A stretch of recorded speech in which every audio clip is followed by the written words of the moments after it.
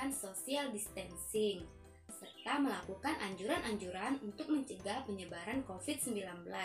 Di antaranya, cuci tangan menggunakan sabun, menggunakan masker ketika berpergian, makan makanan gizi seimbang, serta olahraga dan istirahat secara cukup. Dan jangan lupa ya, untuk tetap di rumah aja. Assalamualaikum warahmatullahi wabarakatuh. Hai teman-teman semua, bagaimana kabarnya hari ini? Semoga kita selalu dalam lindungan Allah Subhanahu wa Ta'ala. Amin ya Rabbal 'Alamin. Dan juga selalu melakukan hal positif selama di rumah saja. Di video kali ini sedikit berbeda dengan video saya sebelumnya, karena di video kali ini saya akan ditemani oleh anggota kelompok saya. Yuk kita kenalan dulu bersama mereka. Hai, perkenalkan, nama saya Mentari Ariska Yufi Laviani. Perkenalkan, nama saya Nabila Putri Musliani. Perkenalkan, nama saya Putri Sari. Perkenalkan, nama saya Miftahul Laili. Kami mahasiswi di Universitas Islam Negeri Sultan Taha Saifuddin Jambi, Fakultas Tarbiyah dan Keguruan, Program Studi Pendidikan Islam Anak Usia Dini. Video ini kami buat untuk memenuhi salah satu tugas mata kuliah kami, yakni mata kuliah Deteksi Dini Tumbuh Kembang Anak Usia Dini. Kami akan membahas mengenai konsep umum pertumbuhan dan perkembangan. Yuk kita simak videonya bersama. Konsep umum pertumbuhan dan perkembangan. Saya akan membahas tentang pengertian pertumbuhan dan perkembangan. Pertumbuhan adalah bertambahnya jumlah sel serta jaringan intraseluler, yang berarti bertambahnya ukuran fisik dan struktur tubuh. Pertumbuhan berkaitan dengan perubahan besar, jumlah, ukuran, fungsi tingkat sel, dan organ individu yang diukur dengan ukuran berat, ukuran panjang, umur tulang, dan keseimbangan metabolik.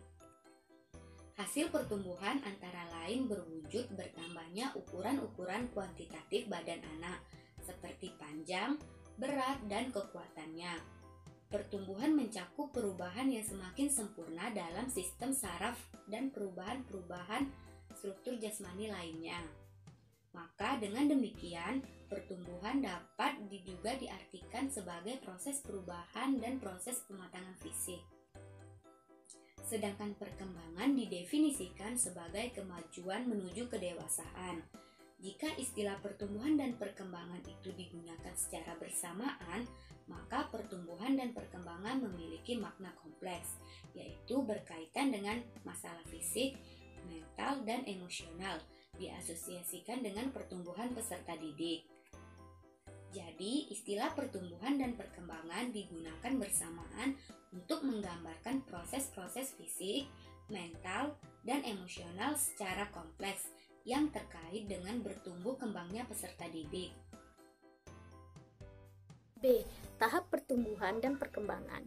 Menurut Hidayat, terdapat dua masa, yaitu masa prenatal dan masa postnatal.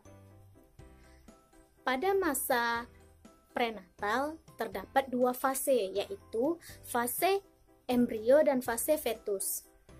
Fase embrio dimulai dari konsepsi hingga 8 minggu pertama, sedangkan fase fetus yaitu sejak usia 9 minggu hingga kelahiran. Dan masa pada postnatal terdiri dari 5. Yang pertama yaitu masa neonatus, dan yang kedua masa bayi, yang ketiga masa prasekolah, yang keempat masa sekolah, dan yang kelima masa remaja. Ciri-ciri pertumbuhan dan perkembangan. Menurut Veptika Home 30 September 2013, pertumbuhan memiliki ciri-ciri sebagai berikut. Pertama, dalam pertumbuhan akan terjadi perubahan ukuran dalam hal bertambahnya ukuran fisik seperti berat badan, tinggi badan, lingkar kepala, lingkar lengan, lingkar dada, dan lain-lain. Yang kedua, dalam pertumbuhan dapat terjadi perubahan proporsi yang dapat terlihat pada proporsi fisik atau organ manusia yang muncul mulai dari masa konsepsi hingga dewasa. Yang ketiga, pada pertumbuhan dan perkembangan terjadinya hilangnya ciri-ciri lama yang selama pertumbuhan, seperti munculnya kelenjar timus, lepasnya gigi susu. Yang keempat, dalam pertumbuhan terdapat ciri baru yang secara perlahan mengikuti proses kematangan seperti adanya rambut pada daerah aksila, pubis, atau dada. Baiklah, di sini saya akan memaparkan faktor-faktor yang mempengaruhi tumbuh kembang anak. Di antaranya adalah, yang pertama adalah faktor internal. Faktor-faktor internal yang berpengaruh untuk tumbuh kembang anak di antaranya adalah ras atau bangsa, jenis kelamin, umur, keluarga, genetik, dan kelainan kromosom. Kedua adalah faktor eksternal. Faktor-faktor eksternal yang berpengaruh untuk tumbuh kembang anak di antaranya adalah A. Faktor prenatal, di antaranya gizi, mekanis, toksin atau zat kimia, endokrin, radiasi, infeksi, kelainan imunologi, anoksia embrio, psikologi ibu. Dan yang B, faktor persalinan. Dan C, faktor pasca persalinan. Di antaranya adalah gizi, penyakit kronis, fisik dan lingkungan, psikologi, endokrin, sosioekonomi, lingkungan pengasuhan, stimulasi, dan obat-obatan. Aspek pertumbuhan dan perkembangan, Departemen Kesehatan Republik Indonesia menyebutkan aspek-aspek yang dapat dipantau adalah gerak kasar, gerak halus, kemampuan bicara dan bahasa, serta sosialisasi dan kemandirian. Baiklah, itulah penjelasan dari konsep umum pertumbuhan dan perkembangan yang dapat kelompok kami sampaikan. Semoga bermanfaat untuk kita semua. Amin ya robbal alamin. Jika ada salah kata-kata, kami mohon maaf. Jika ada sumur di ladang, boleh kita menumpang mandi. Jika ada umur yang panjang, boleh kita berjumpa lagi. Saya akhiri, wabillahi taufik wal hidayah.